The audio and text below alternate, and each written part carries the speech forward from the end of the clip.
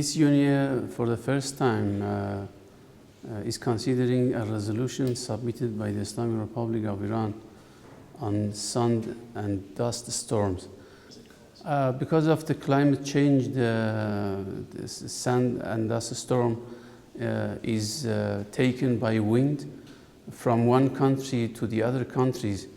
It has a negative impact since it's destroy environment, bring different kind of negative impact to the health of people, air quality and environment.